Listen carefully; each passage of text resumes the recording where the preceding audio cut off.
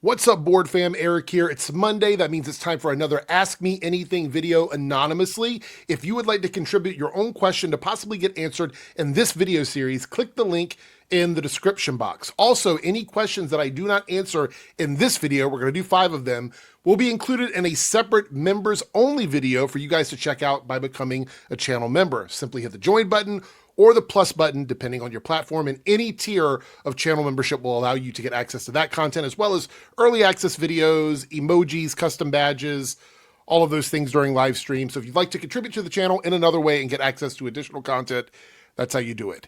Let's jump into your questions. We're gonna do 5 in this video. Let's roll. All right, so the first one isn't anonymous. It comes from a subscriber. His name is Kevin. He's also a channel member. Thank you so much, Kevin. He left this in the comment section of another video and asked me if I would respond to it. So that's what we're gonna do here as our first AMA question. It says, I wanted to write this before I forgot. Can this be added to the Ask Anything segment? I started to ask/critique Nerdrotic Drinker when the light at the end of the tunnel wasn't adding up. They responded to my comments with a like, thumbs up, super chat, mind you. And then I remembered Gary saying making a lot of money from a tweet. Apologies for the TDLR, but the question is, how can you combat a system that they know what they are doing? They do it because of the easy money, capitalistic nature. I truly believe they don't care if their grift would die out. Well, critical/nerdrotic anyway, but Eric July and the others like Quartering are currently having heart attacks. I think because of the current political climate, there will always be an audience who will watch their content because if you don't stand for something, then you don't stand for anything, left/right tribalism. First of all, I want to say thank you for the super thanks. I think it's called a super thanks. And I've talked about this in other videos, but I'll talk about it again here because it is very simple. I don't think there's any way for myself or any other person doing the counter arguments to these guys, debunking them, calling them out, responding to them. I don't think there's any way to directly influence whether or not they ever quit making these kinds of videos or doing what they're doing on social media. I don't think that's possible. However, we can interrupt the algorithm for them and allow content to get into that algorithm that brings attention and eyes to their ways, like the things they're doing and how they're manipulating people and all of the media grifting they're doing.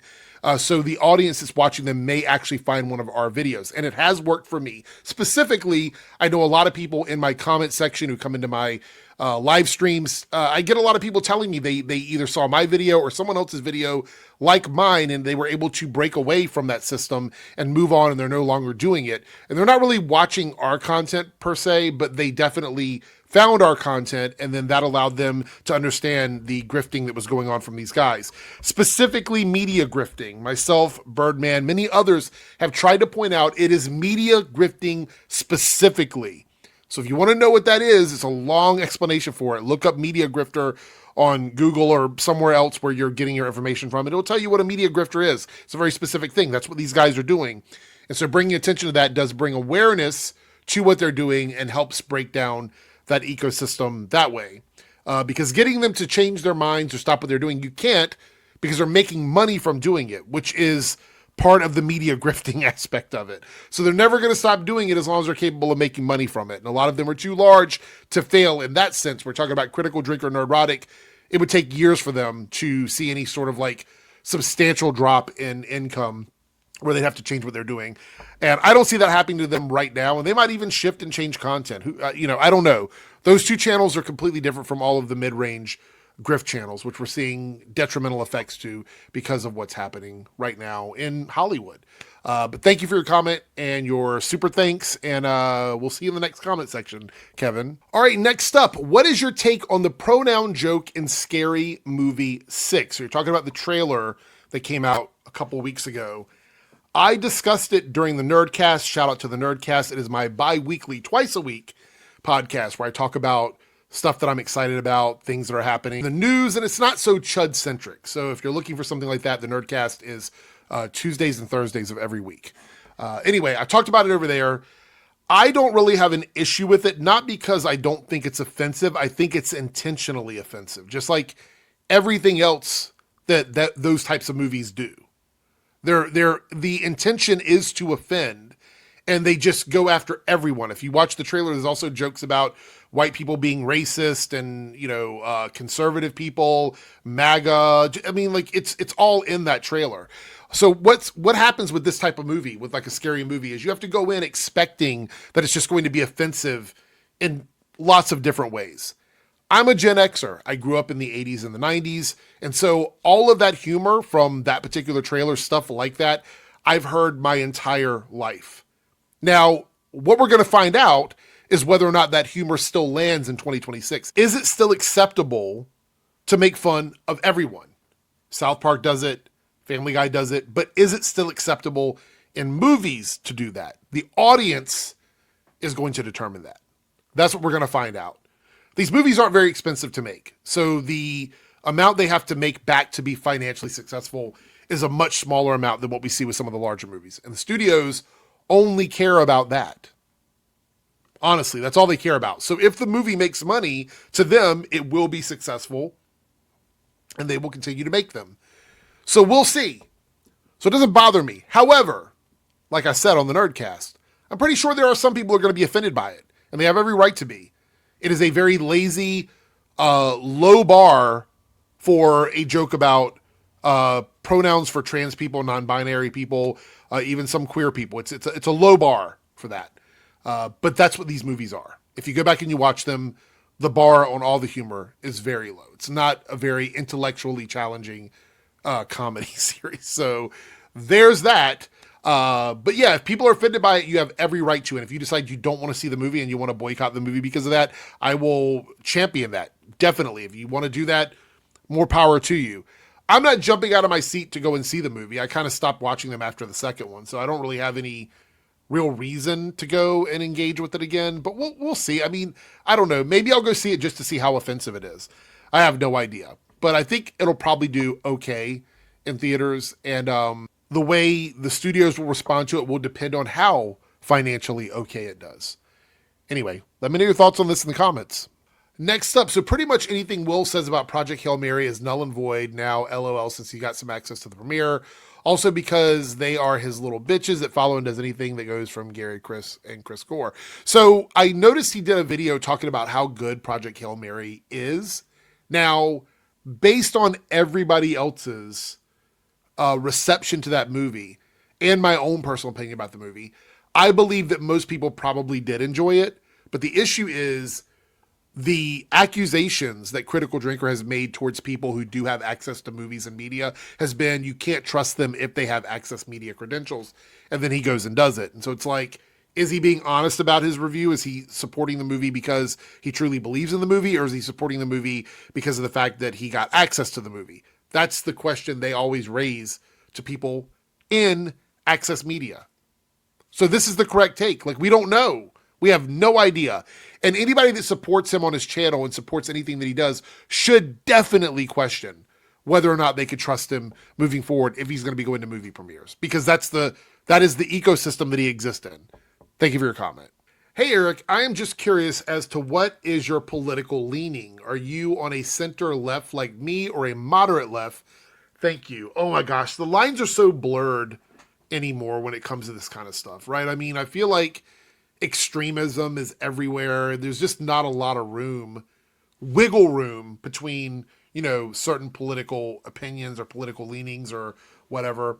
I don't like to call myself a Democrat, only because I think Democrats are, at least what we have right now, most Democrats are dinosaurs in terms of like their social and political leanings. I don't necessarily think they're doing everything I want them to do. Even the ones I voted in, I typically go for the ones that are more socially forward. I am a social issue voter, 100%. I know a lot of people vote on economics and things like that. I vote on social issues, and my reason for that is very clear.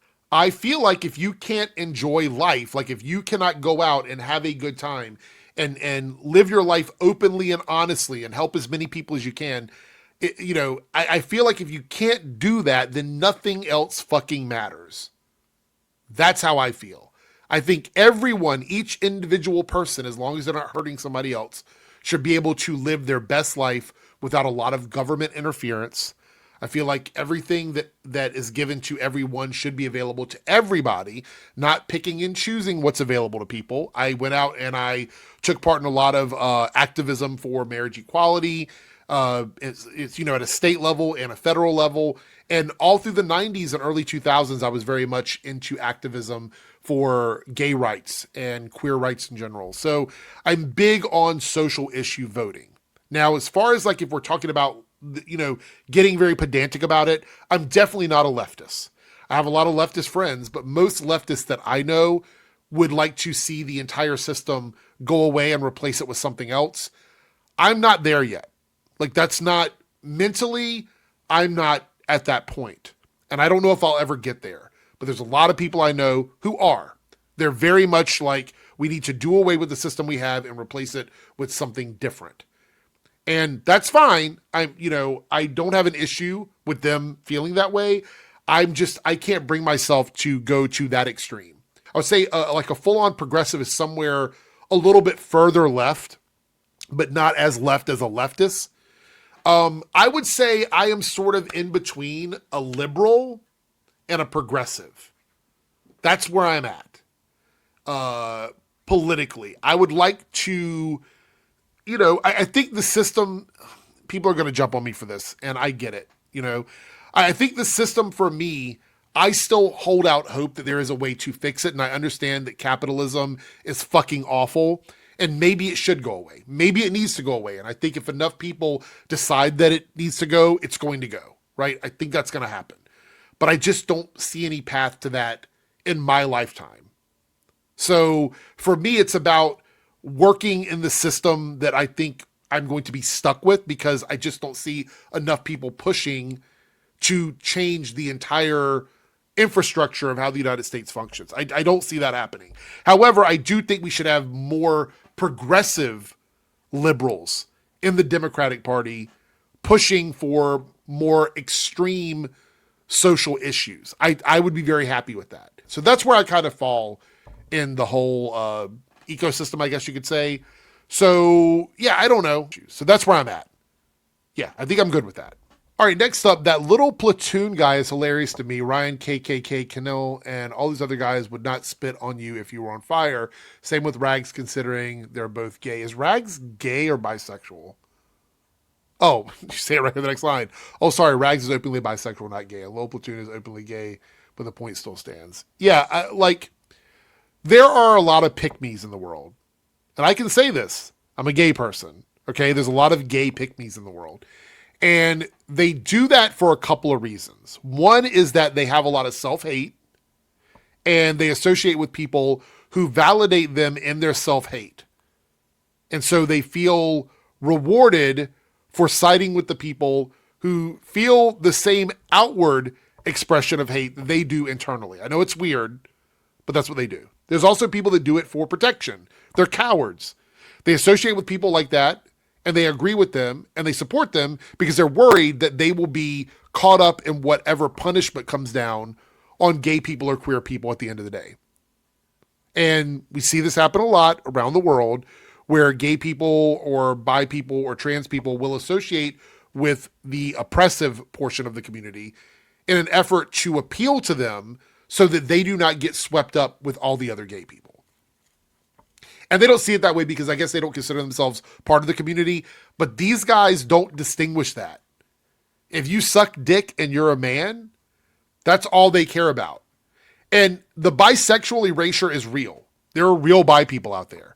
But most of the people on the opposite end of the space here, the ones like Ryan and Nerdrotic and these guys, they see bisexuality as just another form of gay because you're sucking somebody's dick.